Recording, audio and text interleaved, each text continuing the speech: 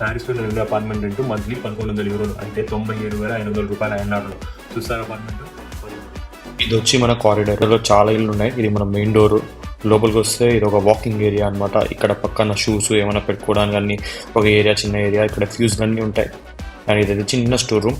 Skate board, vacuum అన్నీ ఇక్కడే పెట్టుకుంటా. ఇంట్లో ఎంటర్ అవ్వగానే పక్కనే బాత్రూమ్ ఉంటుంది. బాత్రూమ్ ఇలా ఉంటుంది, కనపడుతుంది కదా, బకెట్ చంబంతా. అది కూడా మనకు గడవదు. అండ్ నెక్స్ట్ మన కిచెన్ రూమ్. కిచెన్ రూమ్ అంతా ఇండియన్ సామాన్లు నిండిపోయి ఉంటుంది. మొత్తం సన్లైట్ అంతా బాగా వస్తుంది. ఒక మంచి కిచెన్ రూమ్ అనమాట.